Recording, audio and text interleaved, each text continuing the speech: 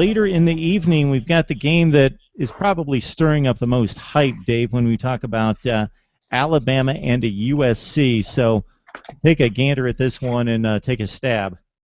I'm not as high on this game as many people are. Yes, it's two sexy programs, Alabama and USC. Two of the most traditional programs you'll find in college football. I'm just not very high on USC this year, and plus with Nick Saban leading Alabama, Saban's 9-0 in season openers at Bama, including 6-0 against Power 5 teams. So he sets his teams up well for this type of play.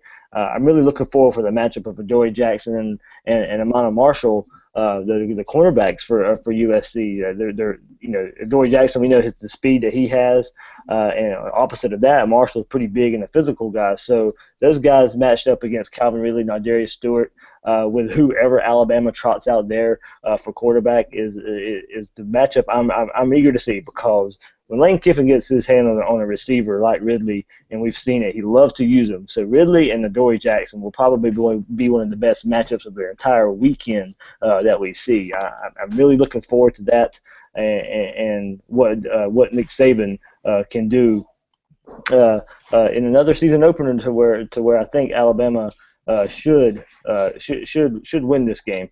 So while it's sexy, I really just think Alabama. It may be close just because of style of play. If Alabama just wants to pound the ball a little bit, I don't think it'd be a 10-point game. I say for most of the game, I think Alabama pulls away in the fourth quarter, and Alabama's never really in doubt of winning this game. Dave, I'm gonna disagree with you a little bit here. I think USC is better than people have given them credit for. I do think Alabama wins this game, but I think it's going to be close. I've got Alabama 28, USC 23. I think the matchups are going to be interesting. The strength of USC, I think, is going to be their offense, where they return 10 of the 11 starters. The big question mark there is Max Browne. Can he get the ball to Juju Schuster, and can Justin Davis run the ball effectively against Alabama's defense? I think Clay Helton's going to be good for USC. I think a lot of USC's problems in the past 4, 5, 6 years have been attitude-based, where they have a disappointing loss and they don't finish out the season. Perfect example was the Wisconsin Bowl last year. I know Helton was there, but that was kind of a transitional season. So I think Helton getting that program kind of in his personality, I think is going to help that program. I'm a big fan of USC's offensive coordinator, T. Martin. Of course, T. Martin's from Alabama, played in the SEC. I think at the end of this season, I think T. Martin's going to be a name that you hear a lot as far as future head coaches in college football. Alabama, of course, is going to have a top-notch defense. So they come into here. So I think it's going to be a close game. I certainly don't think it's going to be a 10.5-point game. I think USC is better than people's giving them credit for. Clay Helton's going to have that team ready. I think they're going to contend in the Pac-12 South. But I think in the end, Alabama takes that game 28-23. This game is really interesting for me too, guys. I have to say that, and Mike, you hit the nail on the head for me, and that's the fact that there was 10 offensive starters returning, albeit the quarterback position, of course, is having a new starter. But that being said, you have 10 offensive guys coming back. They're familiar with the schemes, they're familiar with what you're running. That's a huge advantage for a team, coming into a game, especially when you're talking about an Alabama team that outside of practices and scrimmages, they haven't had, their quarterback hasn't been experienced to a lot of live gameplay, so that's a huge deal. Yes, they've got great athletes, and they've got guys like Bo Scarborough and Damian back there in the backfield in the running back position, and they've got O.J. Howard at the tight end spot. Tons of athletes, we know that, but when you don't have the game experience and you don't have that chemistry and you're forced to gel quickly and against a team like USC, it's still USC. It's not Pete Carroll USC, but it's still USC in the fact that they get elite athletes.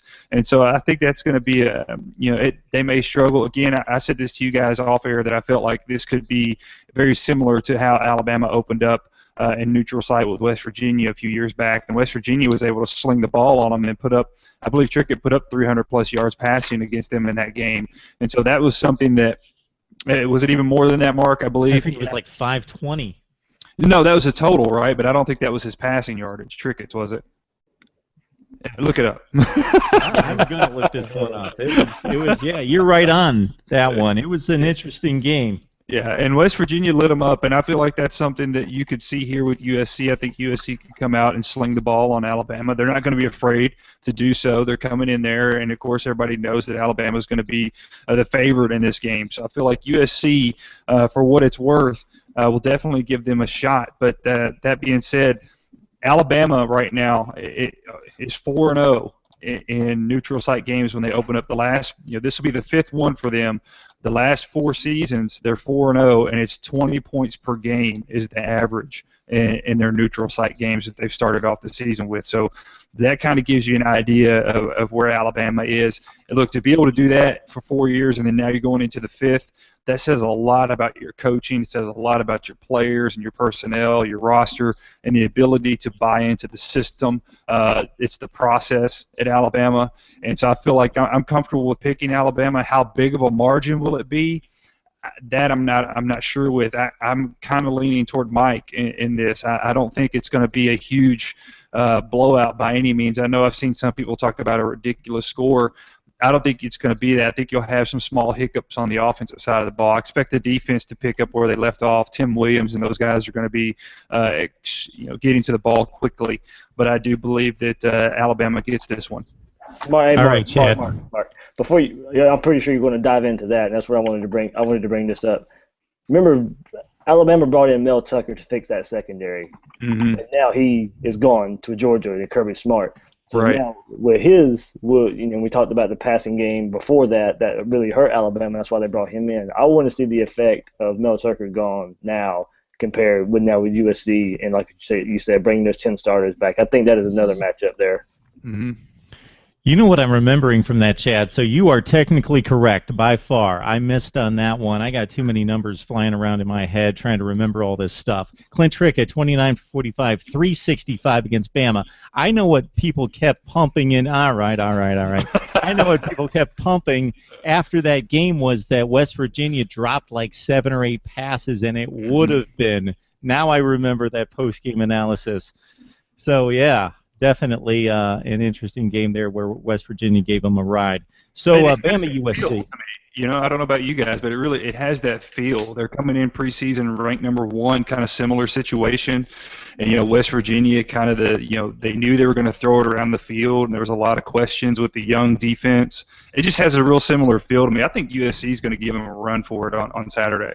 Okay, what doesn't have the same feel for me is that USC is a lot better than that 2014 West Virginia team.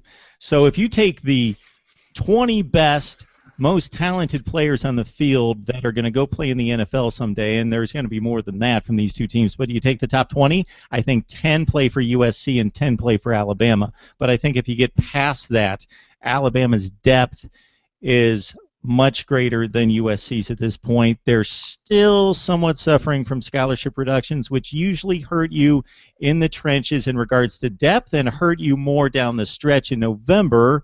So this is a game 1, so it may not come into play quite as much. It also hurts you sometimes in special teams, and we know what Alabama's done in not just going 4-0 in those neutral site games against elite competition in week 1. They've also churned out some impressive special teams plays that have changed games, i.e. Cyrus Jones a couple times as a interceptor and as a punt returner.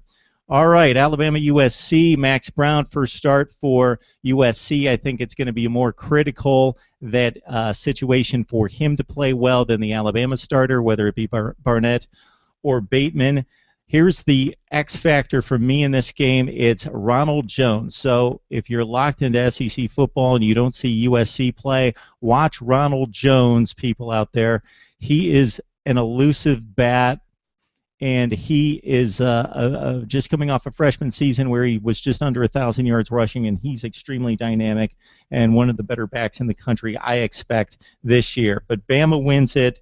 It's a comfortable win. It's about a 10-point win for the Crimson Tide in Dallas.